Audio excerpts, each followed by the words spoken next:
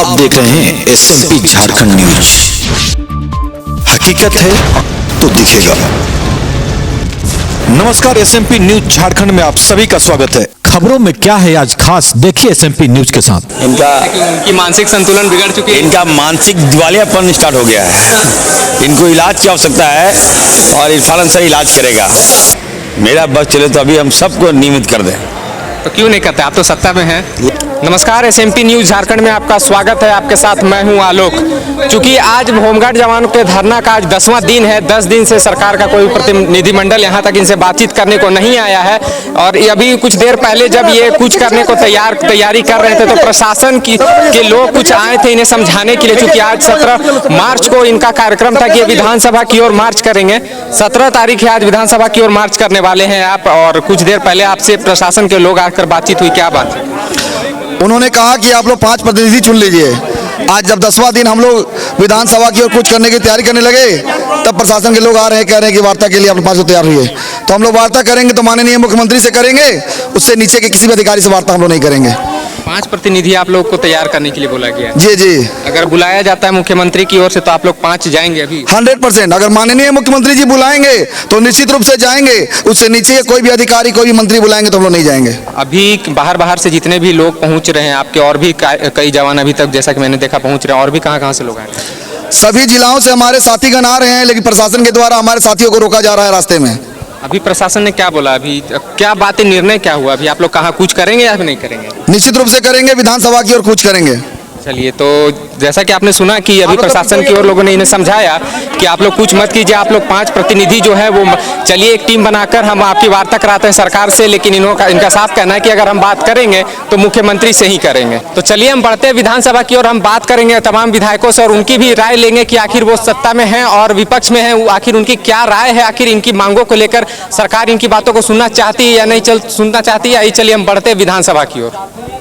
जवान के पास जा रहे हैं बात करने के लिए। आज वो लोग विधानसभा कूच करने की तैयारी किए हैं, क्योंकि प्रशासन के लोग अभी रोके हुए हैं। लेकिन उनका मांग है कि जब तक मुख्यमंत्री से सीधा संवाद अगर उनकी कमेटी की नहीं होती तब तक वो लोग नहीं मानेंगे और विधानसभा घेराव करेंगे। देखिए, होमगार्ड के जो जवान हैं उनकी मांगे जायज़ है। उनको मैं ज़रूर इतना कहूँगा कि थोड़ा धीरज रखें। माननीय मुख्यमंत्री तक मामला आ गया है, धीरज से काम ले। और उनको नियमित ड्यूटी का मामला है, इस दिशा में सरकार बहुत जल्द उसको निर्णय लेगी, जिस तरह से माननीय मुख्यमंत्री से कहा गया है। तब है क्या कि सरकार तरफ से भी हमने सूचना भी दिया है कि उनके प्रतिनिधिमंडल से बुला करके बात कर लिया जाना चाहिए। इसलिए मैंने कहा थोड़ा धैर्य रखें, इतना जल्दी हड़बड़ाने से नहीं ना होगा। कहना है कि हेमंत जी ने कहा था कि 1 साल सरकार होते ही हम लोग, भाई उनको बोले ना कि 1 साल में आपका 1 साल तो कोरोना रहा, अभी 2 महीना तो होबे किया है। अभी सदन है, सदन में मुख्यमंत्री को बहुत सारा काम रहता है, सारे लोगों को। इसलिए वो लोग अकबकाए नहीं। हम लोग जब बोल रहे हैं तो इस बातों को थोड़ा धैर्य रखें, पूरा धैर्य करा के। और अभी हम तो चाहेंगे कि थोड़ा सारे चीज़ों को ध्यान में रखते हुए अभी इसमें थोड़ा धीमा चलना चाहिए। इसकी बात को आपने उठाया? हम बिल्कुल, मैंने उठा दिया है, बिल्कुल उठा दिया है। दूसरे जिले के लड़कियां लोग, महिला लोग भी वहाँ पर आए, परेशान हो रहा है। थोड़ा धैर्य रखें। वहाँ पर धरना स्थल बनाया गया, लेकिन जो सुविधाएं मिलनी चाहिए वहाँ पर वो नहीं। आप देख सकते हैं बाथरूम की व्यवस्था नहीं है, हजारों की संख्या में लोग हैं, लेकिन कहीं ना कहीं सुविधाओं को संघर्ष करने वाला सुविधा के बारे में नहीं सोचता है। महिलाएं हैं, चूँकि महिलाओं के लिए तो कम से कम वॉशरूम में ठीक है, इसके बारे में हम बात करेंगे। हम लोग सबको जानकारी संज्ञान में है लोगों को। ठीक है, तो ये थे हमारे साथ बंधु तिर्की जी, जिनका साफ तौर पर कहना है कि जो सरकार है वो इनकी बातों को गंभीरता से ले रही है और आने वाले दिन में जल्द से जल्द इनकी मांगों को पूरा करेगी। तकरीबन 10वां दिन है आज चूँकि उनका विधानसभा कूच करने का समय था, प्रशासन ने उन्हें रोका है और उन्होंने कहा है कि जब तक मुख्यमंत्री जी से बात नहीं होगी तब तक हम लोग का धरना समाप्त नहीं होगा, जब तक मांगे पूरी नहीं होगी। अभी उनकी सरकार रही है, पिछले साल आपकी, पिछले 5 वर्ष आपकी सरकार रही है, लेकिन उनकी मांगे कहीं ना कहीं ऐसे ही पड़ी रह जाती है। उनको सभी लोग आते हैं, विश्वास तो जरूर देते हैं, लेकिन उनके वादे पूरे नहीं होते। देखिए, पारा टीचर की बात हो या होमगार्ड की बात हो या सेविका की बात हो या आंगनबाड़ी या रसोईया की बात हो, आप देखेंगे कि जब हेमंत सोरेन और कांग्रेस पार्टी गठबंधन की जब सरकार बनी और उन्होंने चुनाव के पहले वादा किया था कि जैसे इनकी सरकार बनेगी तो उनको वेतनमान स्थायीकरण की दिशा में सरकार काम करे। अब 14 महीने तो उनके सब्र को बधाई देता हूं, और सब्र का बांध टूटने में 14 महीना लगाए तो मैं पारा टीचर भाइयों को बधाई देता हूं कि उन्होंने सरकार पर बहुत विश्वास किया, और सब्र का बांध जब टूटा तो आंदोलन के लिए बाध्य हुए। अब सीधा सीधी बात है, आपने जो वादा किया उसको पूरा कीजिए। क्या कहना है कि विश्वास मैंने बीजेपी पर भी किया था, तो आप लोग देखिए, भारतीय जनता पार्टी के शासन के समय पारा टीचरों को मानदेय में 5,000 रुपया की बढ़ोतरी हुई थी, नंबर 1। नंबर 2, पारा टीचर को 50% रिजर्वेशन मिला था। जो नए शिक्षक बहाली थी उसमें हमारे पारा भाई 50% का आरक्षण का लाभ लिए। तीसरी बात, उनके स्थायीकरण और वेतनमान के लिए पूर्व की सरकार ने रघुवर दास के नेतृत्व में प्रस्ताव बना के तैयार रखा था, बस कैबिनेट अप्रूवल का इंतजार था। लेकिन वो प्रस्ताव को कैबिनेट से अप्रूव करने में भी सरकार को 14 महीने लग गए, तो इनकी नीयत पर संदेह जाता है। इसीलिए आज हमारे पारा टीचर भाई अभी आंदोलनरत हैं। उनका कहना है कि जो लोग सत्ता में होते हैं और जो फिर विपक्ष में आ जाते हैं, कि जब रहते हैं तो उनका कहना है कि हम आपके हैं सनम, जब विपक्ष में रहते हैं, और जब जैसे ही सत्ता में आते हैं तो हम आपके हैं कौन। देखिए, भारतीय जनता पार्टी का ही देन है कि आज पारा टीचर की बहाली हुई थी, और उनको सभी को पता है 1,000 रुपया में बहाल किस शासन में हुआ और किस सरकार में हुआ, और लगातार 1,000 से लेके आज यहाँ तक का सफर अगर तय हुआ है तो भारतीय जनता पार्टी का ही देन है। होमगार्ड जवानों की समस्या है, होमगार्ड जवान में भी उसके बढ़ोतरी में भारतीय जनता पार्टी के शासन में हुआ था, जहां पर 200 रुपया प्रतिदिन मिलता था, उसको 300 और 400 किस सरकार में हुआ? भारतीय जनता पार्टी में हुआ।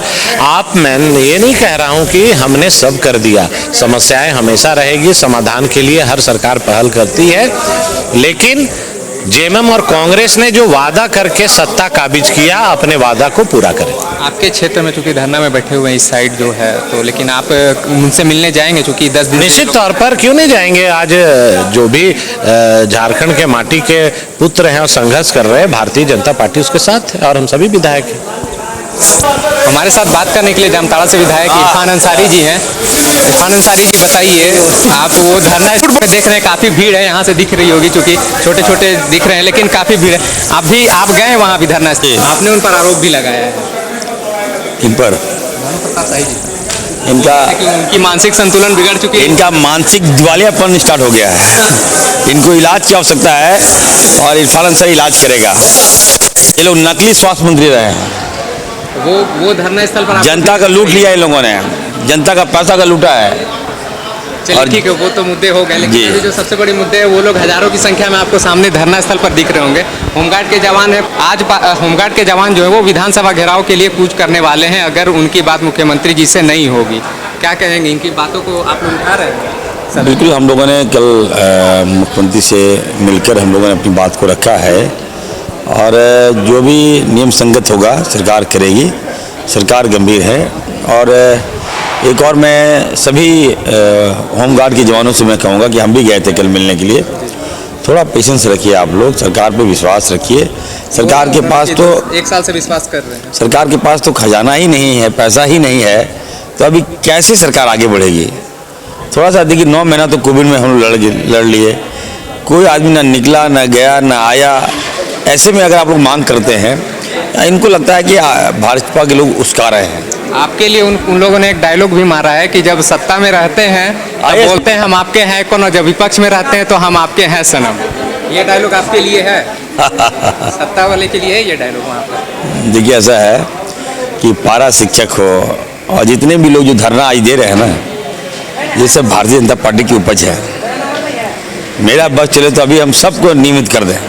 तो क्यों नहीं करते, आप तो सत्ता में हैं। लेकिन नॉर्म्स है, जब भाजपा ने ऐसा नॉर्म्स लगाया है कि उसको तोड़ना काफ़ी कठिन हो रहा है, लेकिन हम लोग तोड़ेंगे। हमारे मंत्री जी आ रहे हैं, बीमार हैं, और हम लोग सारे रास्ते, सारे विकल्प हम लोग देख रहे हैं। और जो धरना दे रहे हैं, जो पारा शिक्षक है, वो हमारे बच्चे हैं, अपने बच्चे हैं, उनका दर्द मुझे पता है। जामताड़ा से भी कई लोग पहुँचे हैं क्षेत्र से, आपके क्षेत्र से। जी, उनका दर्द मुझे पता है, और पारा का उपज है इरफान अंसारी।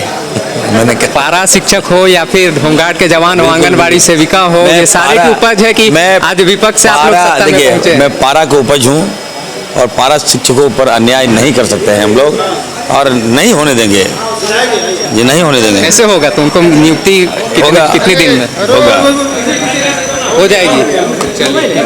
कि जो होमगार्ड जवान है वो तैयार हो चुके हैं, लेकिन दूसरी ओर आपको मैं दिखाना चाहूँगा कि प्रशासन की ओर से भी कहीं ना कहीं पूरी तैयारी कर ली गई। ये जो खुला मैदान, जो धरना स्थल आप जो देख रहे हैं, ये धरना स्थल बहुत ही बड़ा है और चारों तरफ से खुला है। फिर भी प्रशासन की ओर से जो मुस्तैदी है वो कहीं ना कहीं बहुत ज़्यादा मात्रा में यहाँ पर प्रशासन को फिलहाल भरा गया है। चूँकि आज जैसा कि इनका कार्यक्रम है कि आज विधानसभा की ओर कूच करना है इन्हें, और विधानसभा के गेट के पास इन्हें धरना देना है, तो इसके लिए प्रशासन की कहीं ना कहीं यह देखने वाली बात यह होगी कि वो लोग इनको यहाँ पर कैसे रोकते हैं। इसको लेकर जिला बल के भी, IRB के भी लोग और तमाम तरह के जो फोर्सें हैं यहाँ पर उतारी गई है, ताकि किसी भी प्रकार की कोई अनहोनी ना हो, कोई अप्रिय घटना ना घटे। इसको लेकर प्रशासन भी कहीं ना कहीं पूरी तरह से मुस्तैद हो चुकी है। और अगर यहाँ से निकलते हैं तो विधानसभा के चारों ओर फोर्स भरी हुई है, और आप जगह जगह यहाँ से जितने भी मार्ग हैं सभी मार्ग पर भी फोर्स की तैनाती की गई है, ताकि किसी प्रकार से इन लोग को गेट तक नहीं पहुँचने दिया जाए।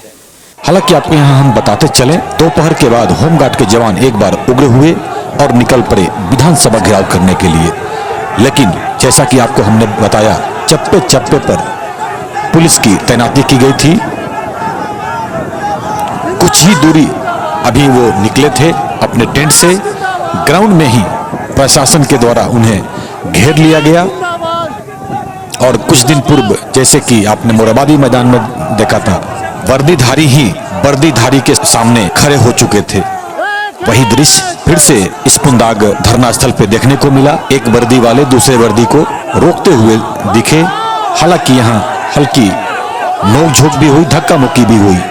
फिर भी क्या हो रहा है यहाँ पे, देखें इस रिपोर्ट को, फिर बढ़ेंगे आगे अपने हम खबर पे।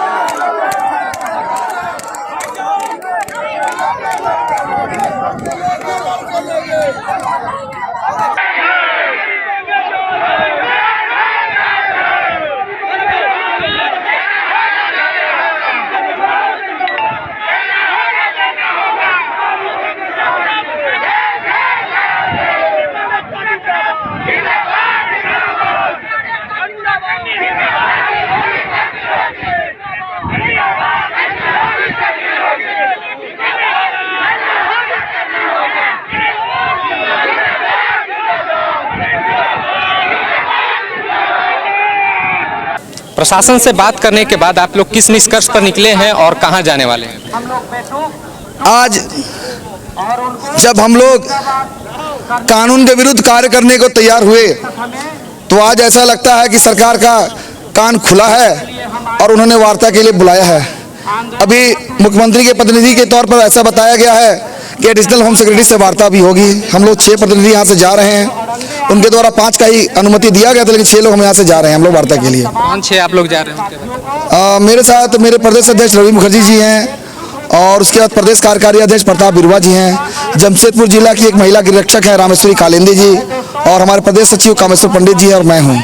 आपकी मांग थी कि हम मुख्यमंत्री के अलावा किसी से बात नहीं करेंगे, क्योंकि मुख्यमंत्री ने हमें आश्वासन दिया था और वादा किया था, लेकिन फिर मुख्यमंत्री से आपकी बात नहीं हो पा रही, उनके प्रतिनिधिमंडल से हो पा रही है। हाँ, क्योंकि किसी भी कार्य को करने के लिए सीढ़ी की आवश्यकता होती है। और उनके प्रतिनिधि के तौर पर उनको बुलाया गया है। चूंकि हमारा आंदोलन अनिश्चितकालीन आंदोलन है, अगर एक दिन का आंदोलन रहता तो बिना मुख्यमंत्री से बात किए हम लोग नहीं जाते।